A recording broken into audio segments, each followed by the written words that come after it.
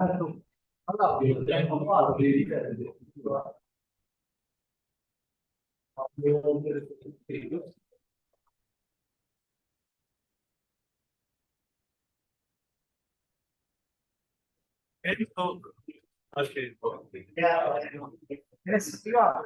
attivato l'audio qui?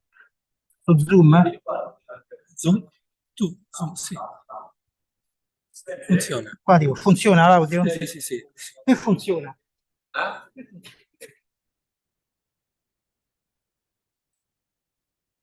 Uno, due, funziona.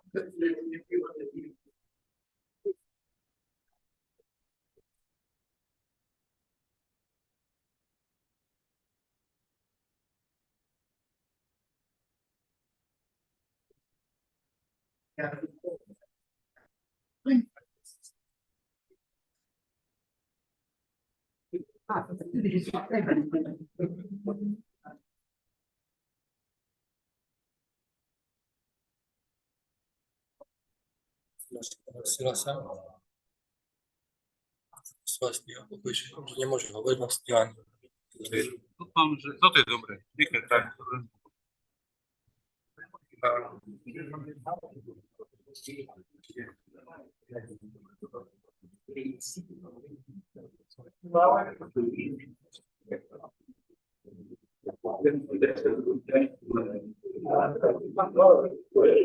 Possiamo cominciare?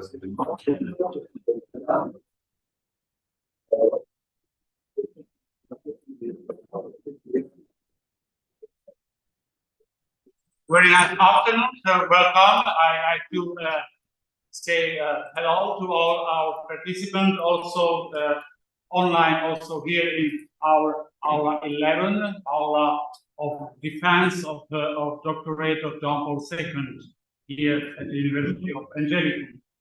I am Father Innocent from Central Europe, we can say, from Slovakia.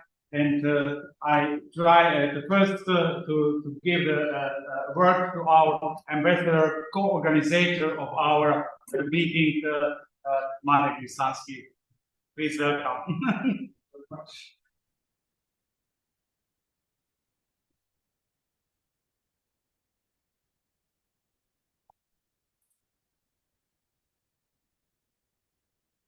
Excellencies, distinguished colleagues, professors, dear friends, it's really a great honor for me.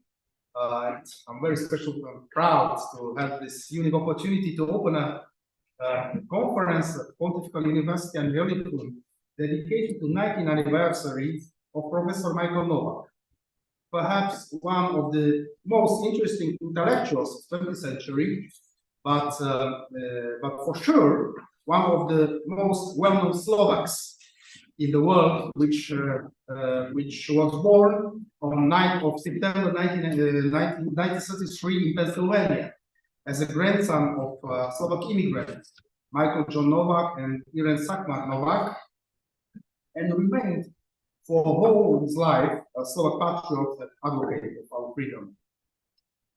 As his official biography says, Professor Michael Novak was an author of more than 50 books published from 1961 until his death in 2017, including one of the most important philosophical and sociological studies of the 20th century called The Spirit of Democratic Capitalism, published in 1982, translated and distributed by underground publishers behind the Iron Curtain.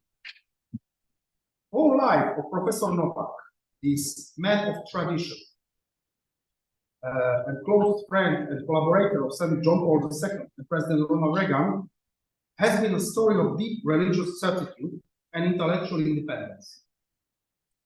His insights into the spiritual foundations of economic and political systems and his articulation of the moral ideals of democratic society have secured his place as an original thinker of the late 20th and early 21st centuries. From 1981, he served as an US ambassador to the Human Rights Commission of the United Nations and was the member of board of Radio Free Europe and Radio Liberty till 1989, when Iron Curtain collapsed. Awarded by highest state award by the presidents of three nations, Slovakia, Czech Republic, and Poland. And I would like to welcome the colleagues ambassadors, Poland and Czech Republic here with us. And also awarded by the Templeton Prize for Progress in Relations, Truman Reagan Medal of Freedom, and Lincoln Literary Award. 40 years ago, when Professor Michael Novak published his study, The Spirit of Democratic Capitalism, was not only Slovakia, at that time invisible on the map of the three European nations, and Europe was divided by iron curtain from the north to the south, from the Baltic to the Adriatic Sea. Today, we are a free nation that fulfilled its historical desire for statehood and freedom. It was possible to reach in 1989 by the fall of the Iron Curtain, and in 1993 by the Declaration of Independence, also thanks to the people like Professor Michael Novak, or leaders of our political and ecclesiastical representation in exile, as Cardinal Joseph Krompoulos, who spent in Rome more than 70 years and served from 1985 as the prefect of Congregation of Evangelization of the Peoples. But it was possible especially thanks to the Slovak Catholic dissidents of underground church in homeland, led by Cardinal Jakub of Tomkorec as well. 100th anniversary of birth of both these exceptional men, Cardinal Korec and Cardinal Tomko, we will celebrate in January and March next year. So thanks to those unique men and women, we are a free nation now, and I'm proud to commemorate today together with Professor Michael Novak, who passed away 17th of February 2017 and is buried in Washington, D.C., all of those unique personalities and godfathers of our journey to freedom and independence. Thank you very much. Thank you. Thank you very much, Marek Lisanski, our ambassador of the Slovak Republic to the Holy See. I am very glad to say welcome to another ambassadors too, from the Polish Republic and also from the Czech Republic. And I'd like to present you our speakers. Unfortunately, it is every time something got happened. Today it was very difficult to fly, especially from Munich to Rome. So our very good friend, Monsignor Peter Schallenberg, more or less is not coming. Wrote me this morning that nothing fly from Munich to Rome. So he sent his collaborator, Maximilian, and he will present his paper here. The second one is the autobiography, we can say, and also Professor Molise and also from Gregoriana, Flavio Felice. Thank you very much for your presence.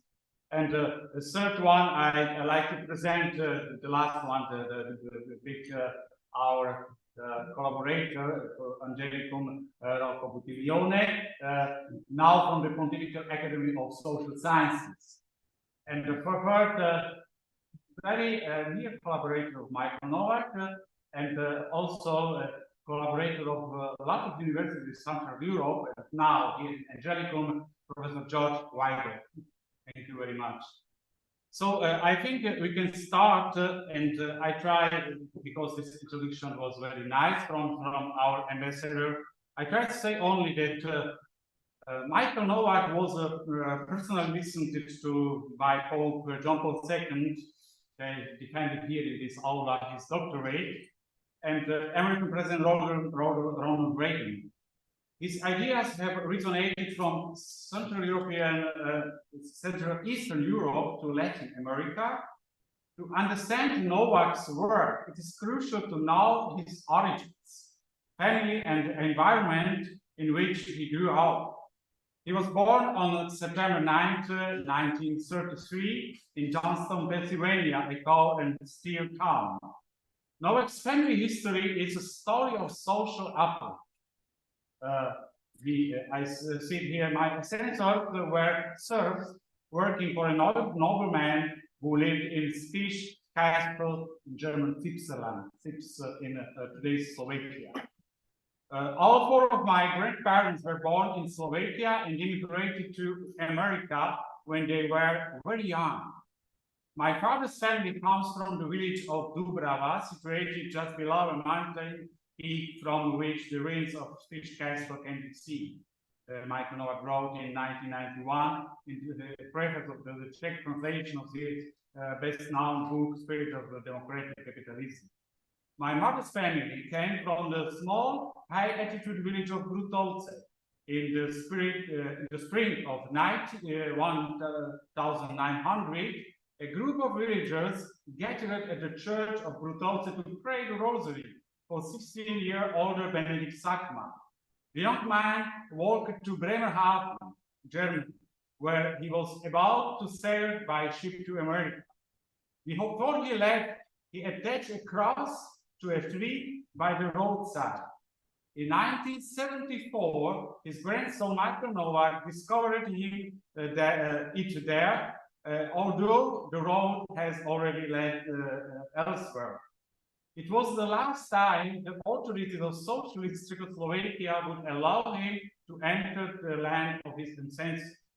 He did not return until after the Velvet Revolution. He appeared directly in Občianske Forum after the revolution by the meeting with Václav Havel.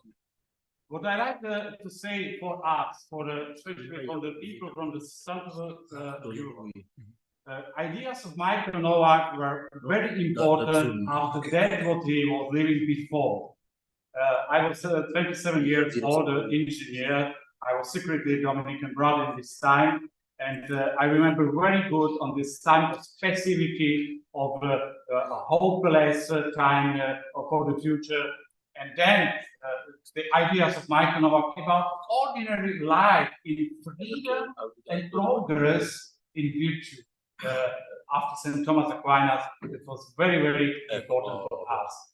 So I try to invite the first Maximilian, if you are prepared, to say this paper of Professor Schallenberg, please.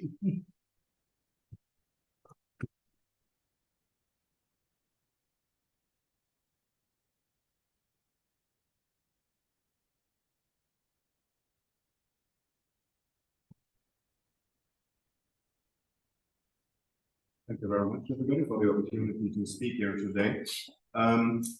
Yes, as already said, I'm not Professor Schallenberg. Professor Schallenberg is my professor for moral theology. I work as his assistant, and he has a very high focus on the ethics of thinking, and therefore also works a lot with the German reception of Michael Novak, which is also the topic of this paper, the German reception of Michael Novak in place of the ethics of economics is interesting in that sense that the German ideas and ideals of economy in a flourishing society are quite different from the American ideas. So what he focuses on in this paper that he sent me is the 5 points that are most commonly wrote on, or the 5 points in the work of Novak that are most commonly wrote on in German academia. So the first point is the spiritual foundation of capitalism, which also already has been mentioned, his most famous work, The Spirit of Democratic Capitalism, in which he argues that capitalism is not only advantageous in an economic perspective, but also from a moral perspective and in a spiritual perspective. Because the connection between economic freedom, individual responsibility, and human dignity can be manifested mostly in the system of a democratic capitalism. So Novak argues that the democratic capitalism is a system that is suited to sinners. Maybe if we think about capitalism and the etymological roots of the word, refer to the word in the writing of St. Bernardine of Siena, after the Franciscan Revolution, asked the question how it would be nice if everybody would live an ascetic life, and would search holiness in a sense, But if we do that, we have nobody that produces bread and all the stuff that we need to live. So there has to be a possibility to get sanctified, to become holy through the ordinary work. And then he basically, laid the foundation for the work, for the modern capitalist system, in which he says that the freedom in the economy that has the only mean to produce as much merit and as much profit as possible, and to then use that profits to support the poor ones. That would be the idea, that would be the founding idea for the social capitalism, or for capitalism with social needs. And this is also a foundation that we can find in Novak, that he draws on, and that he then combines with the idea of a democratic capitalism, because we can. It is very difficult to talk about an economic system like capitalism or socialism on its own, because it's never independent, but exists within a society, and this society also has a political form, like the form of democracy. Therefore, capitalism within a democracy is very different from capitalism in a totalitarian system, or in other forms of government. The second point are the moral foundations of society. So he also views democratic capitalism from two different perspectives. The one is the economic one, the other one is the social one. And Novak has a very interesting emphasis of the moral values within the society, where he tries to bring back into the academic discussion the virtues of justice, of solidarity, of subsidiarity, and a cultural ethos that can then be the basis for a just society. Because the capitalism, as it was, is not an entity on its own, but is an act that is, or a mode of acting that is won by the society. Therefore, the values of the society in the beginning, in the ground, already define what will grow out of the system. So he does this combination of the morality of the society and, as a consequence, the morality of the economic system. The third point then, when the first 2 points become more concrete, is democracy and economy, where Novak argues that democracy and economy belong together and enrich each other, virtually. So he saw economy as an instrument for the promotion of individual freedom, as a means of flourishment for economic chances. So in a sense, he sees the economic system like capitalism not only as a fact, as a state of being, but as a chance that delivers the opportunity to modify, and by the modification delivers the opportunity to bring justice into flourishing, to give chances to those who are disadvantaged within the system. So the cause for the richness of the nation is, according to Novak, the caput, the idea that out of far more intelligent minds that are able to make patents on, that are able to give the right on the product of a capitalistic system, like is an invention, like our inventions of engineering, inventions of technology, which are then licensable, and therefore become, in a sense, a common good, because after the invention is under a license that can be sold and that can be controlled, it becomes a common good that gives a share to everybody without an issue, because everybody has now the opportunity to process it, but still within the rules of the democratic capitalism. So he saw this as the most efficient way to get the most poor in the world out of poverty,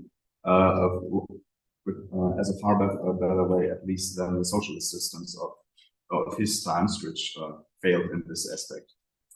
The fourth aspect is the role of the family, because also according to Catholic social teaching, he saw the family as the root and the core of the society. So every phenomenon that we see in the society, every virtue, every moral principles, we see in a smaller form and maybe in a more condensed, distilled form already in the family. So one of his big topics was also the family as a source of values, of solidarity, and of support to other families and of support to society. Because the values that are prevalent in society are already formed within the families that the members of the society grew up. And the fifth point seems a bit separated from the first 4 points, because the first 4 points were topics about society and economy. The fifth point that is also often recited in German academia is his writings on religious freedom, since he was a great defender of religious freedom, and the argument that everybody has the right to act out his religion, and that the acting within the religion is a basic human right, which has a vital role for the freedom of the society as a whole. So if we look at the stance of the Catholic Church, for example, of religious freedom, we can see that there is a sort of a thing that seems like a new invention that is actually a developing further of what has already been there. The Second Vatican Council has been, one could say, a bit shy with processing the idea of religious freedom as a human right, and we saw the proceedings of the Second Vatican Council, and later in the Encyclical Dignitatis Humanae, where we see that ideas that have not directly been published in of the council, as it were. But this is a point that was highly argued, and that Michael Novak was one of the main defenders of, to say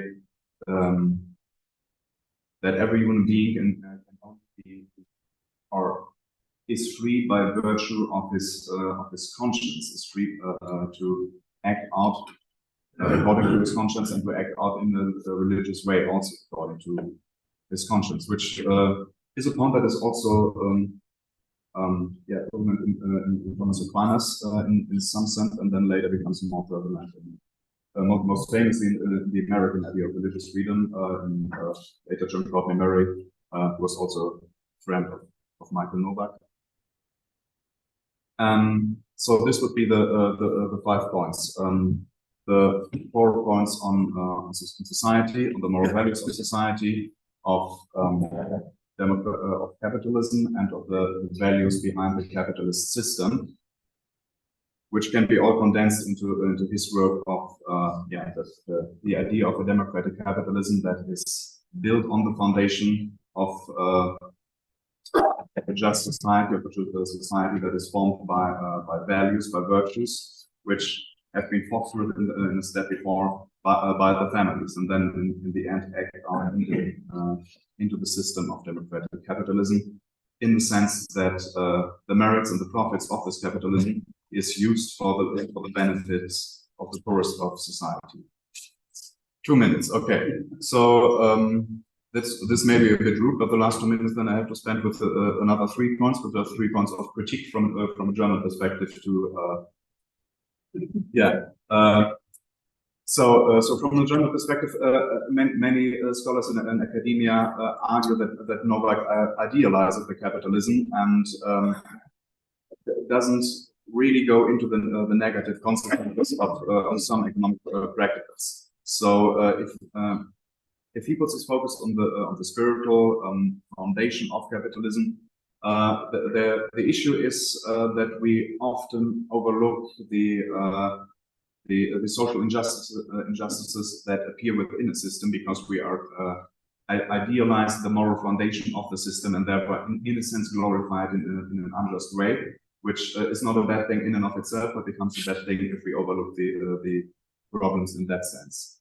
Then also there is a second point of critique, which is the lack of focus on social justice, since Novak draws his idea of virtues and within social justice mostly on quadragesimo anno.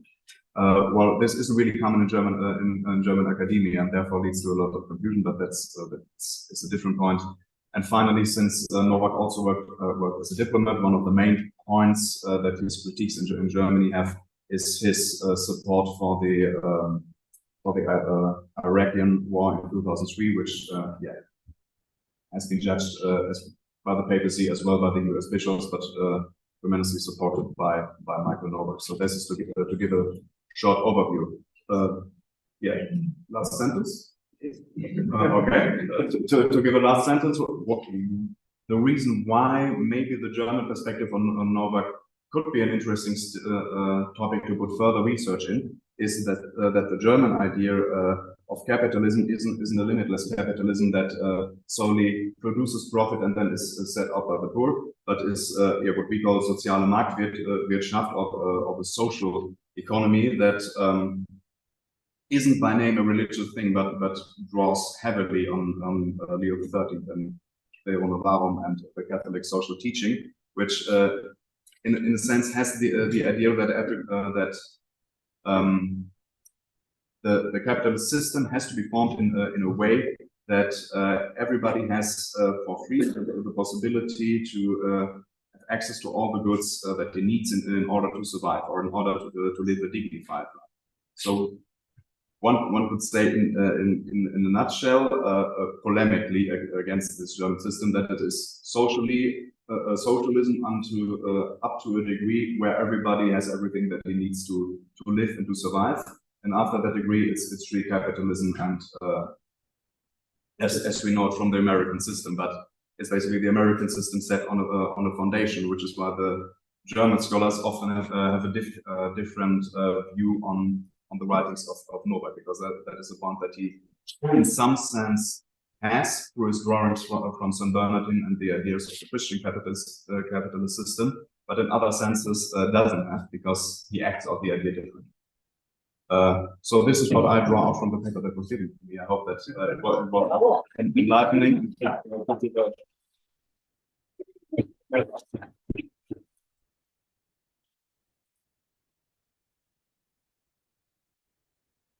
Thank you, Maximilian, a lot for exactly this German position, because it's very important for us also here in Angelicum. I like to say, welcome also to online spectators, especially to the family of Michael Novak, and the first Jana Novak, Jane, and Rich Novak, Ben Novak, and they are connected with us now exactly. And also to our colleague from the Czech Academy of Science, or the Slovak Academy of Science, because we are made under the leading of Professor Glucksmann from Prešov, a very nice double issue of the journal Ethics and Bioethics in Central Europe, now dedicated to Michael Novak, with 14 articles that will be published now in the Greece in Holland in this month. About really from Argentinian to Polish to Poland, very nice perspective, because we need to say also that Michael Novak worked a lot also together with Solidarność in Poland. That's very important.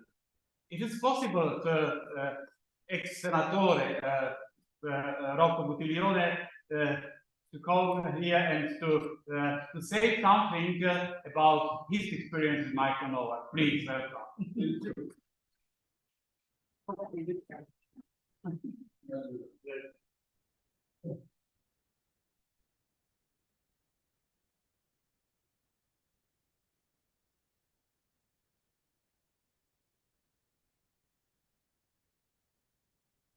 Thank you for inviting me here. I must give a forewarning, double forewarning. The first one is that I am an Italian. You know, Italians are always too talkative, and I have been a politician for several years in my life, and politicians can talk hours and hours without saying very much. But anyway, this is hard. And the third is that I am a professor, and the professors are the worst of all. So please give me 5 minutes. Yes, exactly. 3 minutes. Just to make a conclusion. The second forewarning is that I must beg your pardon. I have not a written text, not prepared my lecture, because I'm coming here right directly from my hospital when I have had surgery. Oh, two surgeries in 1 month. But I did not resist the temptation of coming because there are here some old friends of mine, like Flavio Felice and Professor George Weigel, and I wanted to tell you a few words on tribute to our friendship. I met Michael Novak the first time I think it was in Milan, and he gave a lecture on the encyclical Sollicitudo Re Socialis. And although he was very polite, always, especially talking about an encyclical, it was not difficult to understand that it was not very much in agreement with it. And he made a sharp criticism. And I, of course, I defended Sollicitudo Re Socialis. So our first encounter was a clash. Then I came back home and I talked about this encounter with St. John Paul II, complaining about this American who came here and pretend to tell us what we have to tell the church what the church should do, and so forth. It is characteristic of the character of John Paul II, his reaction. He said, who knows? It might be true. This to a certain extent.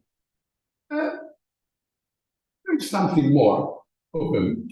And so I started reading Michael Novak some years later.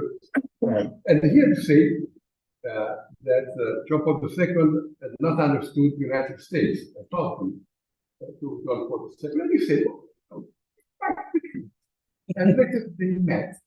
And it was a great experience and cultural experience too. And when John Paul II died, Michael wrote that it was the first pope who had really understood the United States. I say this in order to encourage my friends. I know that some are not in agreement with Pope Francis, every word that Pope Francis says. Dialogue. The Pope needs dialogue. John Paul II wanted to have dialogue with Americans. And in the end, many Americans found a way with the dining room. Among them, George here. They were all three together. George, Richard John Newhouse, and Michael. We need dialogue. In dialogue, we learn from them. Don't give sharp judgment without any. Michael Novak did it. No, he gave some sharp judgment. There was an exchange, and it was good for both. This is the second point of the first point. The second point are a few words on the relevance of Michael Novak for Christian social doctrine. I think there are mainly 3 points. Christian social doctrine has always recognized the importance of private property of production goods. And since the beginning of Christian social doctrine, since the day of the Circle, it is a strong defense of human rights. Nevertheless, I think only of late there was a real understanding of the importance of the entrepreneur, of the social figure of the entrepreneur. The entrepreneur is the man, and this is led us to an understanding of value theory. What is the origin of value? Karl Marx and also Adam Smith were convinced that the origin of value is human labor. Michael Novak, well, I should quote also Israel Kirchner, which was a friend, and to a certain extent, Michael draws something from the teaching of Israel. Michael taught us that, well, no, that may be true to a certain extent, but it is not the whole truth. One fundamental source of value is in the eye of the entrepreneur.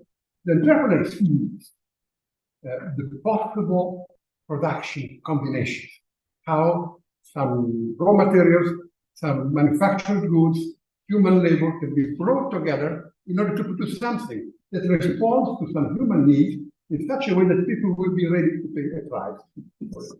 PC. And without this activity of the surface, the production of value suffers, or there is no production. And the second virtue of the entrepreneur is that it does not only see, it takes the risk. It's intelligent, it sees, but yes, a heart, it takes the risk. Because it is possible that the product will be bought, and it is also possible that the combination of productive factors that he has envisaged will not work. You need a strong heart to take the risk. That's not all. He needs to be not only the leader of society, commercial society, he needs also to be a leader of men. He must organize a community of men, to put men to work together, and to be able to help them to express their creativity. Creativity is the basis of a flourishing economy, but the most creative entrepreneur is not the most intelligent. It's the man who can put to value and encourage the creativity of his collaborators. No man alone is as good as an entrepreneur as a community. But this vision of the function of the entrepreneur, you will find in the Chief example. You won't find it. And I think that to a certain extent, the work of Michael has prepared children. Well, here, Mr. Ambassador, he met, I did, they never met, but I did, he met with the work of a great Polish philosopher, who was also a friend of mine, Joseph Tischner. The reflections of Joseph Tischner on human labor, on solidarity, go in the same direction, coming from completely different schools. They ran in the same direction as this point made by Michael. And well, I think this is something new. You don't find it before. Not even in the social background. Although, you might say, now and then there are some forward. The second point is the role of the market. There is no social planification of economic planification of that is as efficient in detecting the needs of people as the market. And the market is an institution of freedom. Many people have always been ready, and among the scholars of Christian social doctrine, to recognize what the function of the market. But there is also a kind of a way of an arrière-pensée. It is good because it works, but it is more evil, or at least Not appropriate. on the contrary, the market is an institution of freedom.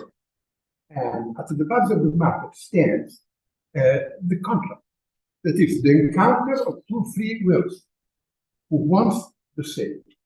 I want your bottle, and you want the money I pay for your bottle. And we agree and willing the same. So you have a cooperation of different human subjects, a cooperation in freedom. What is the alternative? The alternative is a common economy. I take your bottle and I give you the price the time. That is not quite slavery. Virtues are there. So this is another merit of Michael Novak. He has introduced this in the current discussion. The third point is the dangers of status. I don't think that Michael was against redistribution. Not at all. I thought that wealthy men should redistribute to communities in many different forms. You only gave us an important warning that should not be forgotten. Is the state the only subject of the redistribution of wealth in society? Better not. Because Usually, when the state redistributes a large amount of the social item, it is very likely that it will make a bad use of it. It will use it in order to promote its friends and to punish his opponents. He will not be very efficient doing that. If you run a charity in which there is your money, your time, you are like, and you have also some money of the state. Likely that it will be better run. So beware. Statutorism is not the only possible way of redistributing wealth, and it is not the best. Of course, you must consider different situations.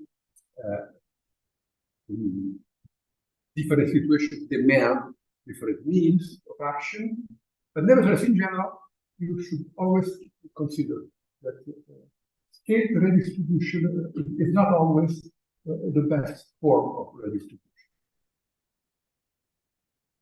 This brings him to enter into dialogue with those scholars who have pointed out the role of civil society. There is not only the market and the state, there is civil society. And if civil society takes an active role, it will be better for all. The more the civil society takes an active role, the better it will be for all. Of course, in order to have this role for the civil society, must be educated. It is not easy that a civil society that is educated statutory all of a sudden will learn to take an active role in creating a welfare society.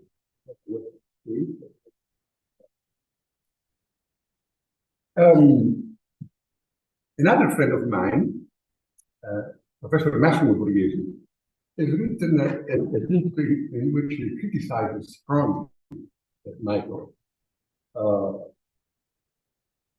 He accuses him of being against of friends. On this point, I wish to say two things. The first one, is Michael Novak unilateral? Of course he is. Michael Novak is unilateral. Everybody thought it. One other merit of Michael was that he has made a Catholic thinker mainstream in the United States. Once in the United States, you could be an intellectual leader of the Catholic community, but an intellectual leader of the Catholic community would not have been recognized as an intellectual leader of the country. Catholics were somehow un-American. Michael succeeded in making Catholics 100%, no, 110% American. And that was, it is an important element in the creation of a civilization. I don't know whether it has been continued, but this exceeds the limits of our intention. And in doing this, of course, in here, I wish to, well, all professors always quote their friends. So let me quote another friend of mine, who was Alberto Ferré. Alberto is the main philosopher of Pope Francis, but he died. He was. Alberto was a socialist. I always decided to put Michael and Alberto together at the same table. They would have struggled tremendously with one another, but they had good ideas out of that. And Alberto, now they're publishing the first volume of the writings of Alberto Betol on the history of the church with Michael. And Alberto says that Christianity needs to enter into the culture of a mission. In doing this, it is unavoidable that it will be unilateral. And what is the Catholicism of the church? What is the role of it? In the dialogue with the Pope, each unilaterality is brought to the dialogue with the others in such a way that nothing of what is good will go wrong. So, let's continue on Pope Francis. He was intensely American, and this means that he could not be omnilateral. Nobody, not even Italians are omnilateral. He was unilateral. His idea of capitalism was, to a certain extent, conditioned through his American experience, of course. Professore, 5 minuti. Arrivo alla chiusura. It was. But a short time before he died, we have taught together in the Franciscan University in Cuba, and we've spent a lot of time talking about Pope Francis. And after that, Michael wrote a very good article on Pope Francis. We say, but you must understand that words have not the same meaning throughout the world. Many misunderstandings arise out of the fact that words change meanings. When you say capitalism in the United States, but not in all of the United States, but in a large part of the United States, what people think is the first self-made man, one who, through a lot of work, some good ideas, courage, vision, and also a bit of more than a bit of luck, succeeded in creating a great enterprise, a great company. When you say capitalist in Argentina, people think of a landowner who has inherited his land, who has corrupted the politicians, who has created a monopoly situation in some sectors of the industrial market, and is wealthy because he has power. This is the history of the United States. In the United States, you at least in certain moments of the history, you've had a tremendous growth of self-made men. Perhaps not all owners of big companies, but a lot of people who arrived there and were poor, and through their work they could become not rich, at least wealthy enough to support their family and to be happy.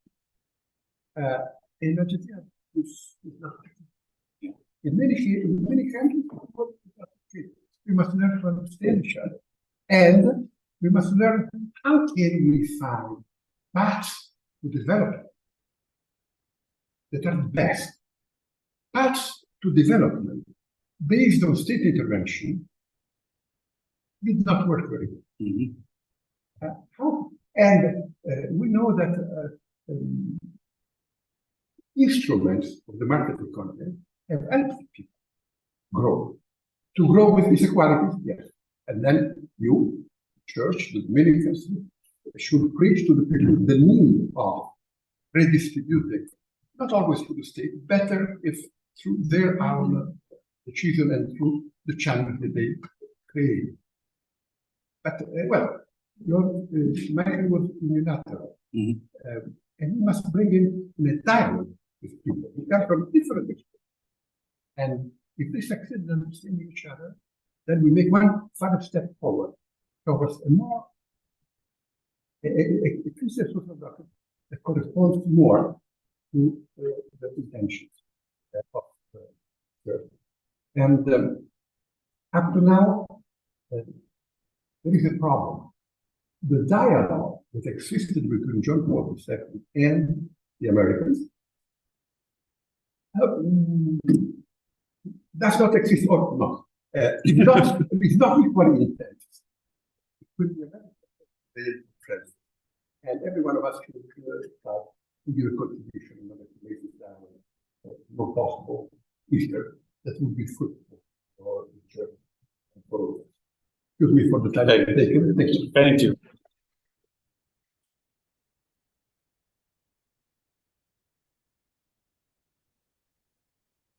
Thank you.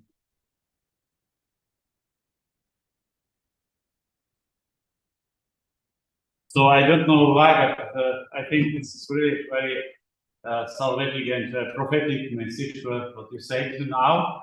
I remember also in our double issue about Michael Novak, my co-editor, Professor Michael Peckerwood from Technical University of the United States, spoke a lot about corporations. That for Michael Novak, that was from the United States point of view very important to have corporations. But for example, the professor from the South America were completely against. They say that the corporation can't work really in this territory. It's what you said also now. Thank you very much. And the third one, I invite Professor Flavio Felice, autobiography Michael Novak and autobiography. He wrote 2 years ago a very nice book about him. Thank you very much, and please. Thank you very much. Good afternoon to each and everyone. Thanks to all organizer of this our colloquium dedicated to our common friend, and in my case also was a mentor. A very special greeting to Michael's family members who are connected. Thanks to Professor Innocence Stanislaw, who thought up this meeting and had the perseverance to carry it out. I don't think it was an easy operation. It is my pleasure and honor to be able to speak on this occasion alongside friends and eminent figures of Italian, European, and American culture, with whom I shared a very meaningful moment together with Michael. I would like to introduce this very short speech by saying that I will recall how I met Michael Novak, and then identify 3 aspects of his thought that I believe represent Novak's great contribution to social sciences, his legacy to the social sciences. Back in 1992, when I started working on my thesis, Social Ethics and Entrepreneurship in the Thought of Michael Novak, I'd never imagined I would come across an author whose idea would profoundly change the way I thought about political, economic, and cultural processes. One day, the same year, my life changed as a young political science student of Italy's University of Teramo. It's a little town in the middle of the country. It was a particular day. It happened when, after taking an exam in political philosophy, and I marched right over the Institute for the Critical Political Theory and History to ask Professor Rocco Buttiglione to direct my thesis. Imbued with anti-classical liberal biases, I asked Professor Buttiglione to help me develop a thesis on ethics and economics. He showed immediate interest in my proposal and suggested I read 4 works. One of these was Michael Novak's The Spirit of Democratic Capitalism, one of his most important books. Slowly, I became ever the more interested in the daily epiphanies I experienced upon reading Novak's books, the Austrian School of Economics Classic, and many social and civic.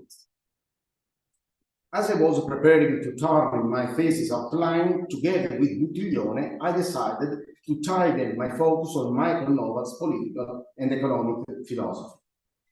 A few months before I defended, by coincidence, I read in the Italian newspaper Corriere della Sera that within a few days, Novak himself would be coming to Rome to present the Italian edition of his book, The Catholic Ethic and the Spirit of Capitalism. It seemed like the right opportunity to meet him. And in that occasion, I met George Wilde, that presented his book, The Final Revolution, Father Richard John Williams, that presented also presented his book, and Professor Diane Thyssen, that then adopted me from an academic point of view. It was at the end of his book presentation that I mustered up the courage to introduce myself to Novak. I talked to him about my research on his writings, and he seemed enthusiastic. He left me his business card, and he said he would be available for any necessary clarifications, and asked me to send him a copy of my thesis once it was finished.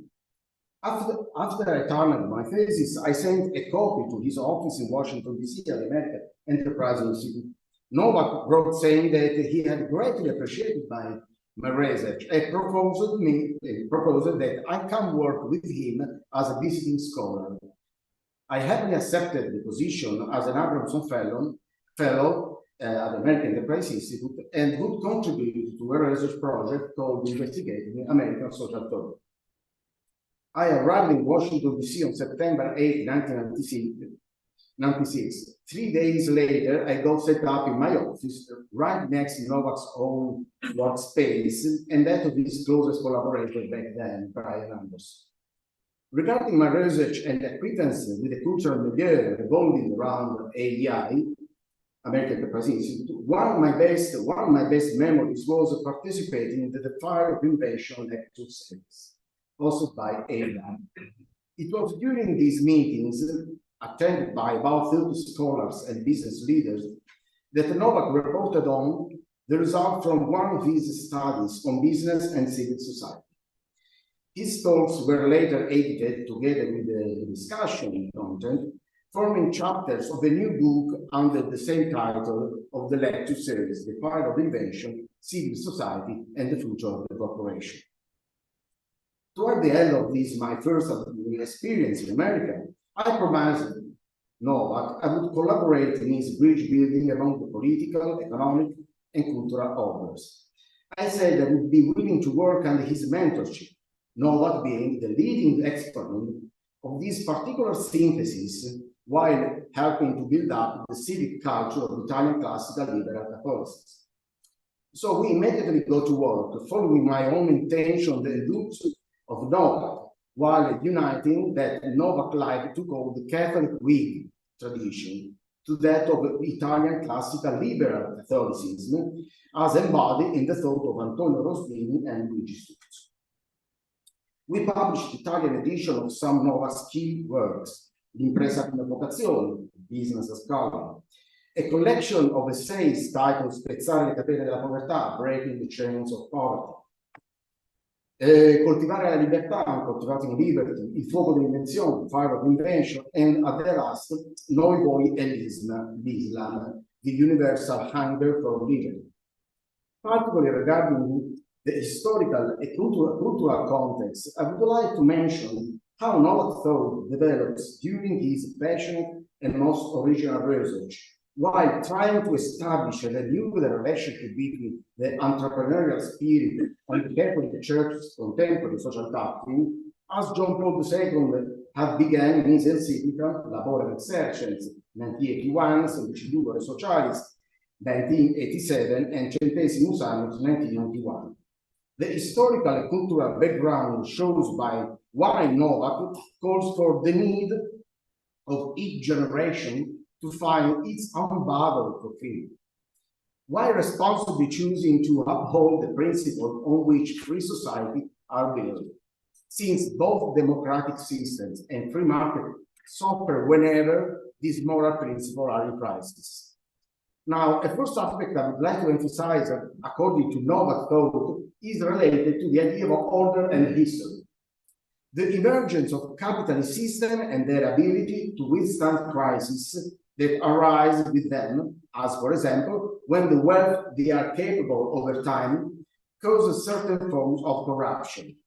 Essentially, Novak argues that the sound viability of any republic inspired by the ideals of democratic capitalism, beyond and even prior to its constitutional setup, depends on the willingness of citizens to practice self-control and a firm sense of civic responsibility. It is at this level of the discussion that Novak introduces the notions of order and history, which fully reckon Hayek and Popper's critique to constructivism and historicism, and altering the term emergent probability, as this expression was made by his Jesuit teacher, Bernard Lonergan, then Novak reframes it according to a pluralistical and contingent perspective, which, in brief, means when we are often not able to find answers to problems, we are forced to choose blindly. It is in such experience of our personal limitations ignorance, and even relative nothingness that Novak notes we began to manifest a deeper awareness and appreciation of the transcendent and possession of inalienable human rights. A second aspect concerns the redefinition of the notion of social justice. Novak says that there is no concept in ethics and political philosophy greater need of clarification and critical analysis than social justice. Indeed, a cornerstone in Novak's 40+ years research in his scholarly reflection on the notion of social justice. He intended to free social justice from an ideological pitfalls as well as from organicist and neo-corporatist entanglements. Therefore, Novak attempted to redefine social justice based on 4 criteria. First, it must be consistent with the tradition of the Catholic Church's social teaching. Second, it must incorporate the main tenets of democracy and liberalism, for example, the principle of representation and the rule of law. Third, it must withstand criticism while considering it logically incoherent, free of conniving. And fourth, it must be inclusive and non-partisan, since anyone may contribute to the common good, not only the state, but local community, nations, and international community, civil society, both in the public and private spheres.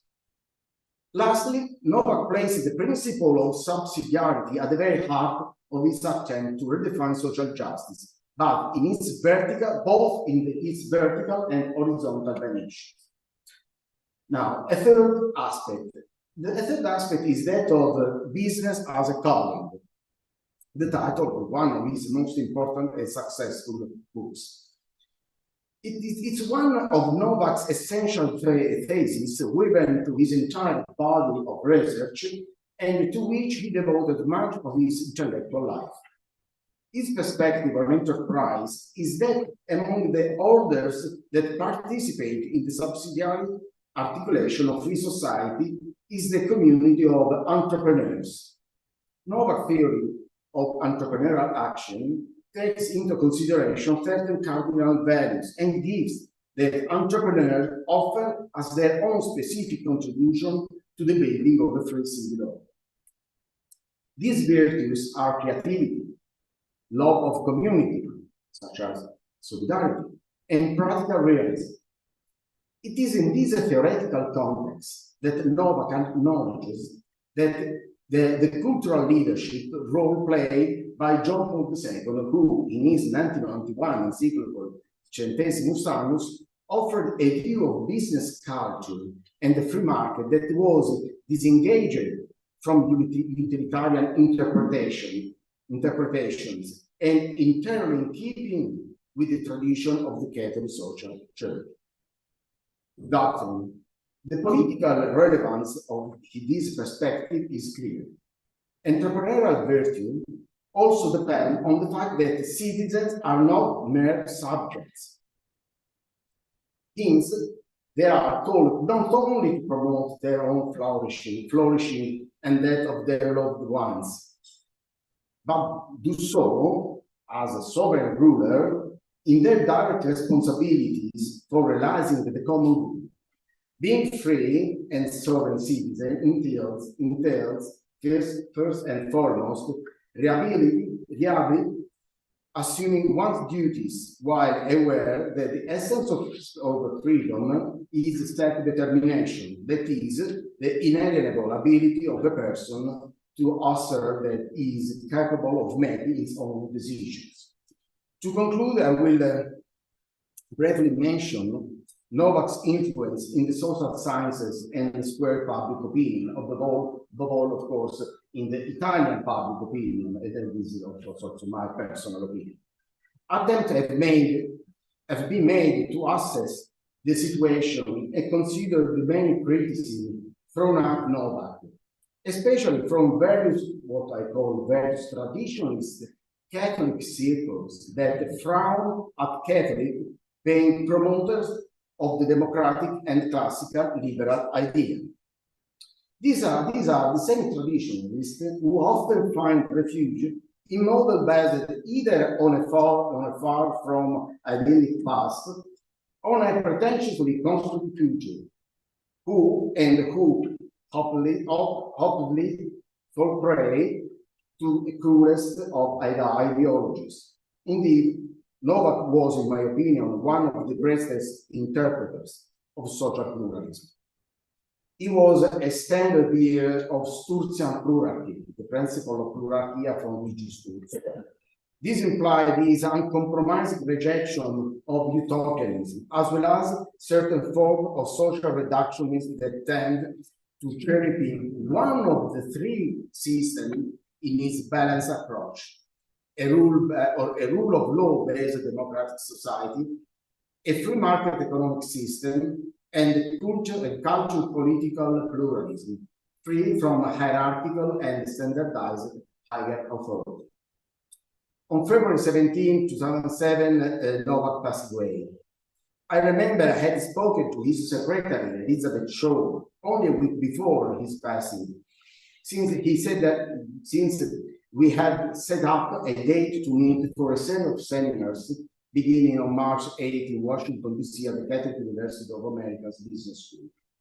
Unfortunately, that final encounter never took place. And I regret not seeing him one more time to show my affection for him and to thank him one last time for all he had done for me. I want so much to show my sincere gratitude once again for all the opportunity he gave me. So now I say from my heart to the heaven, thanks, Michael. Thank you.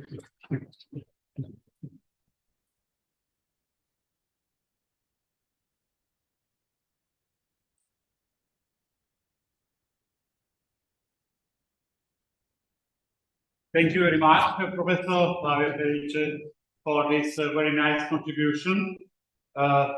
So I think we proceed to the end, but not to the end also of our call of study, because our diplomatic corps have another meeting in Vatican Hall 6 with Monsignor Gallagher.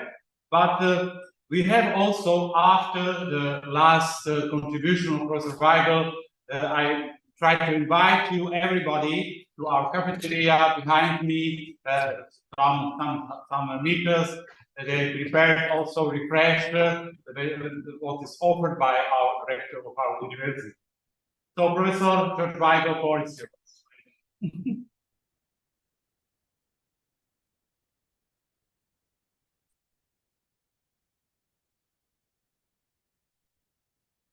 Thank you, Father. And good afternoon, everyone. It's very good to see old friends again, and to greet Jana and Ben and Richard on the live stream. Michael Novak loved the Catholic Church, he loved the United States, and he loved Slovakia. Passion.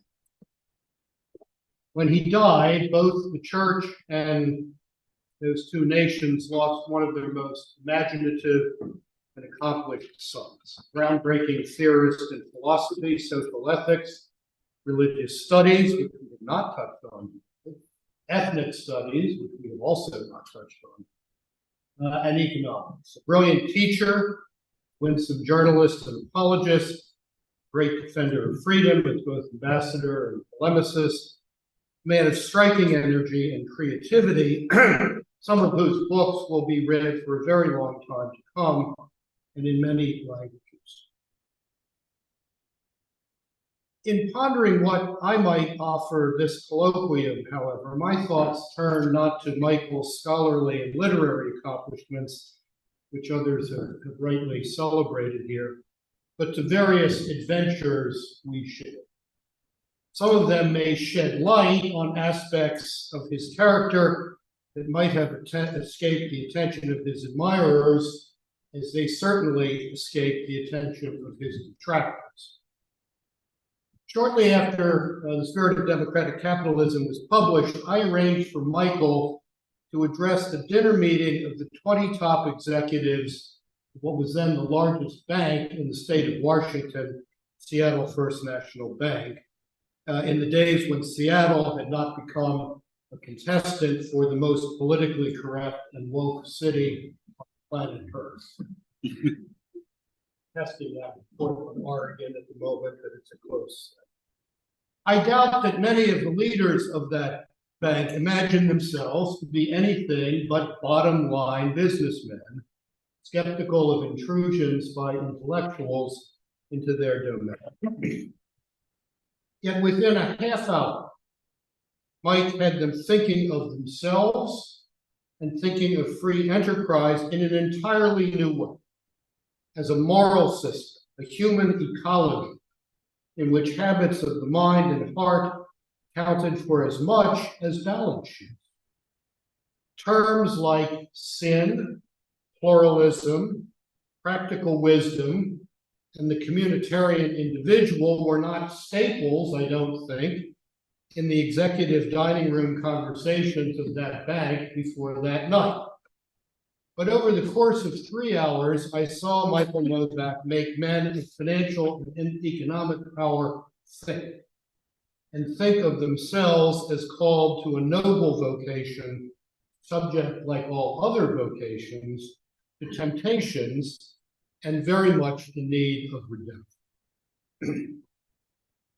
When I moved to Washington, D.C. the following year, I quickly came to see how Michael Novak and his good friend James Billington, then the director of the Woodrow Wilson International Center for Scholars, where I was spending a sabbatical year, were making the American capital an environment in which religiously informed moral reason was in play, as in no other great world center. Jim Billington did this by quietly ensuring that Wilson Center fellows included theologians and religious philosophers, with a feel for making their discipline applicable to the contingencies of political life, and then putting them in touch with the town's decision.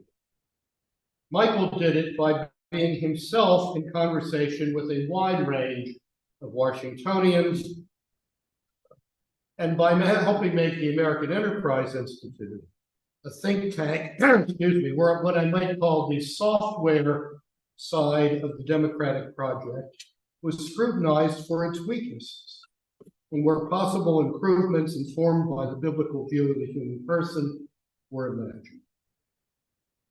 There was nothing like this then in London or Paris, and there isn't today. But there is, or at least there used to be, in Washington, and that is in no small part due to the work and personal example of Michael Novak. Then there was a memorably dreadful evening in Naples, not Naples, Florida, Naples, Italy. In the early 1990s, Michael, Richard Newhouse, and I all had books published in Italian editions by Mondadori. And the firm's chief, the estimable Leonardo Mondadori, whose ardent Catholicism coincided with a social circle that included Bianca Jagger, insisted that we all come to Italy for presentations of our books in various forms. This is the meeting that Flavio just referred to.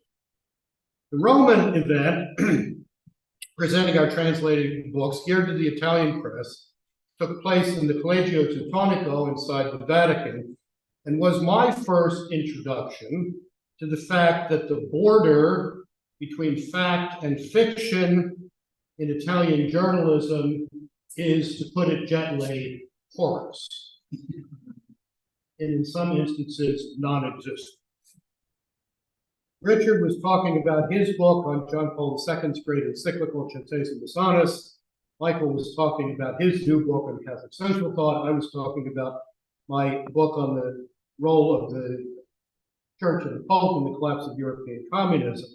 Yet in Italy's newspaper of record, Corriere della Sera, all of this was presented as a devious plot to gin up support for playboy gazillionaire turned politician Silvio Berlusconi. Even worse, though, awaited us in Naples, where Leonardo Mondadori had arranged for a more academically focused session in which 3 Italian professors, not Professor Virgilio, who somehow escaped this meeting, 3 Italian professors would discuss our books with us and then with the audience, or at least that's what we thought. The event was held in a restored monastery in the hills above the city, but despite that altitude, the room was infernally hot, and the Italian colleagues were infernally long-winded. An hour and a half into the program, 90 minutes into the program, neither Michael nor Richard nor I had said a word. And Richard's patience was wearing thin. When the Italian professors finally quieted down, Richard began by saying that given the hour and the temperature, he would follow the Lord's injunction to be merciful as your heavenly Father is merciful and limit his remarks to 5 minutes. I followed suit. But Michael, sensing that something more was expected of us, saved the evening by talking with great clarity and precision in Italian about the contributions that John Paul II had made to Catholic social doctrine, explained how these contributions ought to be of interest to even the most anti-clerical Italian. It was an extraordinary performance and a lesson in patience and perseverance that I have tried to follow in the years since. Then there was another dimension of Michael that has gotten absolutely no attention here today, and that is Michael Novak, sports fan. I have watched innumerable hours of games with a vast number of people over the past 6.5 decades on site and on television. But I have never met anyone, anywhere, who got such intense pleasure out of sports as Michael Novak.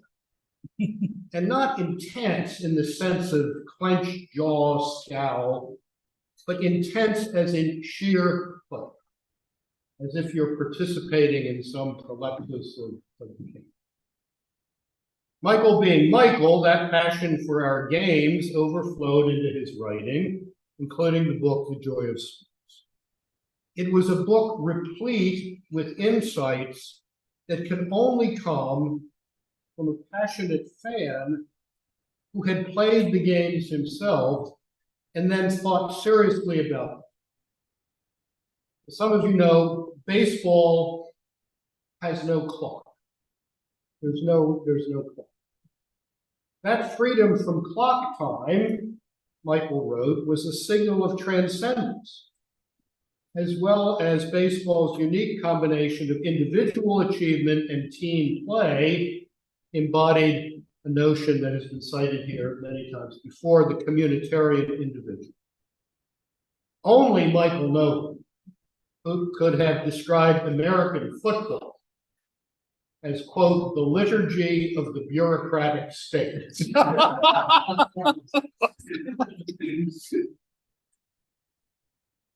When Michael died, thought of never having the opportunity to watch another game with him, swapping stories and second-guessing managers and coaches and referees was not a happening. But if heaven is indeed the perfection of earthly goods, Michael and I will pick up that conversation in a place where instant replay is not necessary, because the umpires and referees always get it. And finally, and perhaps most importantly, there was Michael Novak, the teacher. In 1992, Michael and Rocco started a summer seminar in Catholic social thought, which he handed over to me, Michael handed over to me in 1999, and that continues 3 decades later in Krakow. We'll have our 32nd meeting in Krakow next summer, God willing. As various ailments began to wear away at his physical capacities, Michael stopped coming. Krakow, a totally wonderful city, not being very friendly to people with the difficulties getting around in wheelchairs. But a few years before his death, Mike called me up and asked if he could participate again, if just for a few days. And I readily agreed. The economics section of the program, of which he was once star, was being covered by others. So Michael spoke about his first love, philosophy, and the modern experience of nothingness. He was not a histrionic lecturer, but his soft and rather high-pitched voice, surprising when you first heard it coming from such a big man, had a mesmerizing quality. And my colleagues on the faculty began to understand why Michael had been voted Professor of the Year 2 of the 3 years he taught at Stanford University. But it was less his lectures than his interactions with our students, young North Americans and Central Europeans all doing graduate studies, that I found most striking. They competed to push his wheelchair along the cobblestone sidewalks of the city and jammed into small restaurants to have lunches. He always had time for any number of questions. And in addition to what he brought to our work intellectually, he offered a model of patient counseling and courteous listening that our students will long remember. It was only then, more than 30 years after we had first begun to collaborate, that I came to understand that Michael, author, intellectual, diplomat, counselor to presidents, and friend of the Pope, was first and foremost a teacher. What gave him the greatest satisfaction was seeing others get the light of understanding in their eyes and the joy of discovery on their faces. He would, I think, be willing to be judged by the world on that, his vocation as a teacher. And the judgment, if just, would be a very favorable. At the end of Chaim Potok's beautiful novel, The Chosen, which is about Eastern European Jews translated to the United States in the aftermath of the Second World War in the Shoah, a Hasidic sage, Rabbi Saunders, concedes reluctantly to his son Danny's determination to become a psychologist, and says that the gifted young man he had hoped would succeed him in the rabbinate would be, quote, a tzaddik for the world, what Yiddish refers to as a healing teacher, a tzaddik. That was Michael Novak's vocation too. His vocation was to be a tzaddik for the world. Those who never grasped that, including, if I may say, Professor Borghese, missed a great deal of what was best about American Catholicism in the late 20th and early 21st centuries. Those of us who benefited immensely from his friendship and tutelage remember him with affection and gratitude, and hope that the judgment of history will be a kind one on his extraordinary accomplishment. Thank you.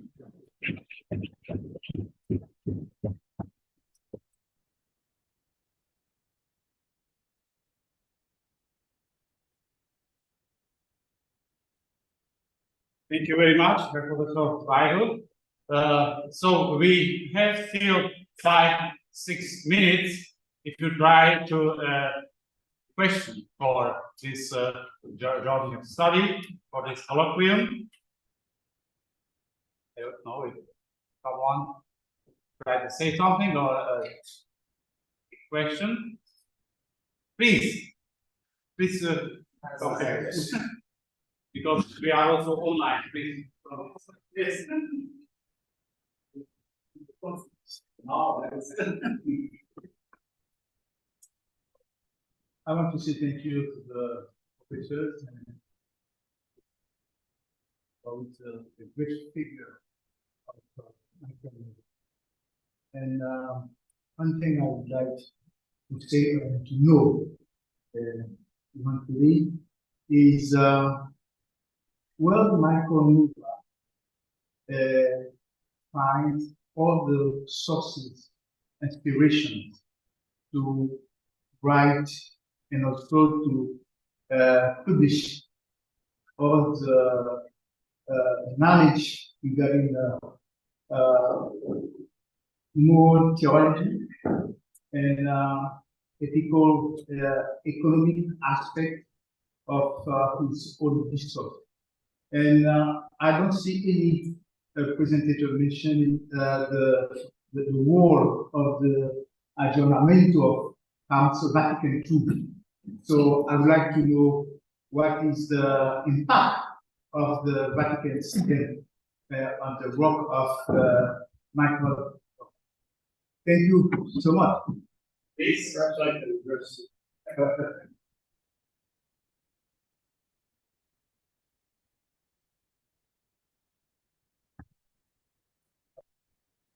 Mike and Karen Novak, recently married in those days, were here during the council. Michael was working for Time magazine at the time. He wrote a very large book. It was actually a collection of his conciliar journalism extended into the book called The Open Church, which I had an opportunity to look at again a couple of years ago when I wrote my own recent book on the Second Vatican Council of Parts of Sanctity. I think Mike's view of the Second Vatican Council was exactly the same as John Paul said. This was the greatest gift of God, the Holy Spirit, to the Church in the 20th century, but it had to be interpreted as a council continuing and developing the tradition of the Church, not as a council that had the authority to reinvent Catholicism in the world. He was very much a man of what then Cardinal Ratzinger, now later Pope Benedict XVI, would have called the hermeneutic of reform in continuity with tradition, not the hermeneutic.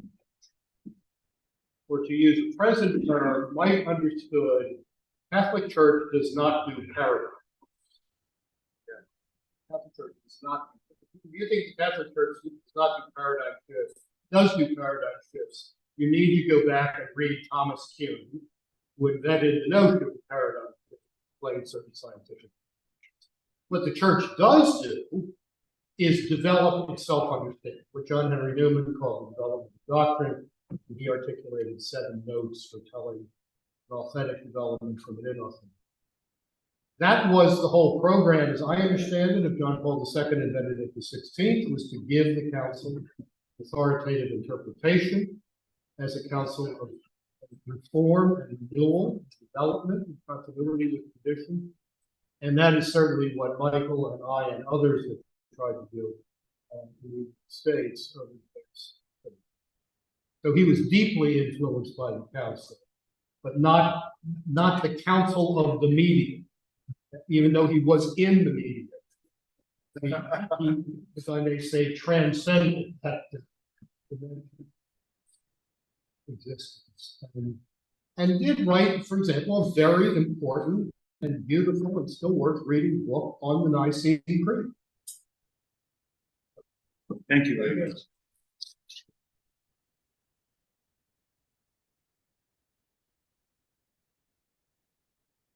So I think it's time is. Oh, please go. Only to say what my note is about this color. I try to ask all our relators to maybe also publish a paper about ideas that they say here, because we try also to publish this color. So we have a opportunity to publish that in a very, very important publish house. I made also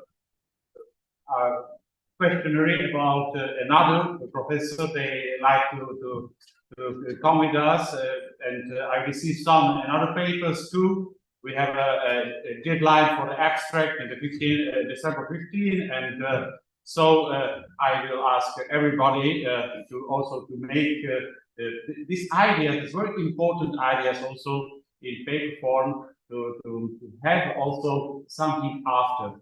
You know, we have a new generation also in Slovakia. If I ask who is Michael Novak, they say, no, nobody knows. So we need also to bring these ideas, this very nice freedom and progress a little bit forward. Thank you. Please. Yeah, maybe just a quick comment and a question for George. I think we moved in best as an American. You know, at the Acton Institute, which I direct here in Rome, our highest academic prize is the Michael Novak Award, which is has an amount for $15,000, which we invite you to apply. The application about in a month or so. Not here to give publicity necessarily, but knowing Michael personally a bit, and most of all professionally, I found himself always a bit itchy or allergic to being called a conservative. Because I think Michael, and the reason why we give out the award at the Acton Institute is that he was a person who was able to see things in a very liberal left and right approach. In fact, his autobiography is writing from left to right. So my question to George is, he seemed, Michael, as a person, I knew him personally, in 2 years I knew him working with Acton, it was had a very gentle soul, very big heart. And I think the question today for this new paradigm that Pope Francis is asking for in terms of theology, understanding our faith, and maybe perhaps have a new kickstart to promoting the faith is, should we be starting with our hearts and not with our minds? Is Michael a role model? Should we really start from the left, then work to the right? Is that the right procedure? Thank you very much.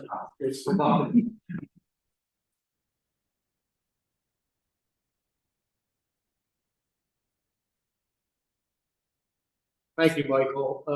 I'm immediately reminded of Winston Churchill's comment that a man who is not a socialist at age 20 has no heart. A man who is not a capitalist at age 30 has no brain. There we go. This is one of the great misunderstandings that I think is unfortunately still around. Which is that Michael and Richard and I were uncritical apologists for the United States. Richard's last book was entitled American Babylon. We all knew that none of us has here any abiding home. We were men of the Bible. And I think over the past 20 years, as American political culture has deteriorated in really quite disturbing ways that you all now able to watch,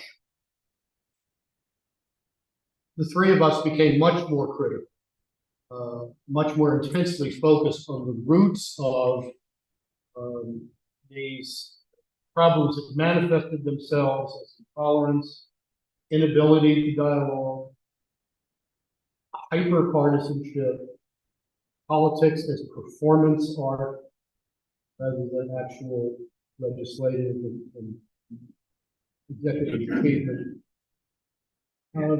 Some of what we stood for, we have at least theoretically won.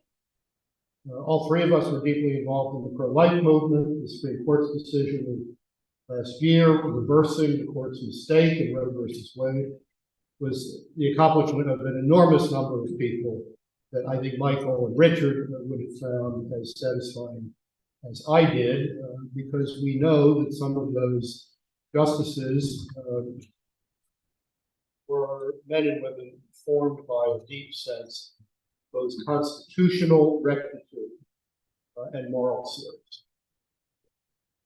But I think Mike and Richard would be at least as appalled as I am by the state of American politics today. They would continue, as I try to continue, to dig into the roots of that, which fundamentally go back to what John Paul II wrote to Henri de Lubac in 1969, 67, the fundamental problem in latent modernity, the idea of the person. And when you get that wrong, you get everything else. And that is what we've been trying to work on in the United States. even if that isn't always appreciated as such in other environments. Thank you very much. Finally, I announce this color is finished now. Everybody is invited to the refreshment behind in the cafeteria. I thank you for your presence. Thank you very much.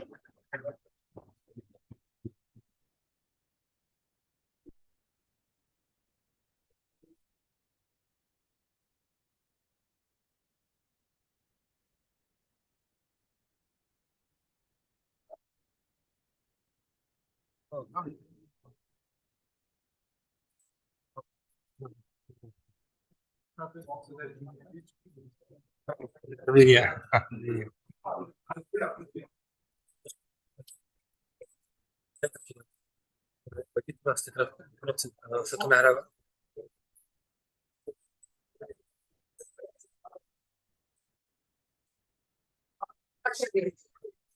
Procent.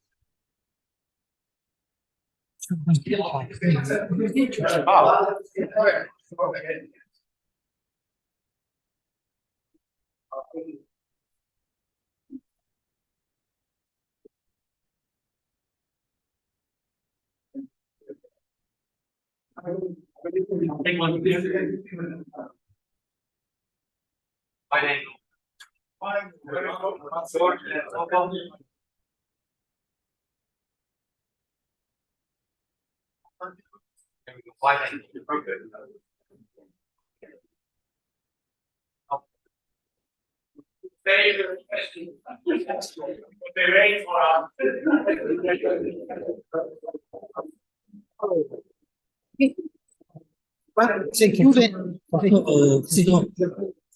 allora se lei termina, termina questo, poi c'è, diciamo, si acquisisce quindi non deve spengere il computer. Provi? No, cosa sta facendo? Stop recording. Stop recording, sì? Speriamo che l'ha registrato. Provi un po' a chiudere. Prima.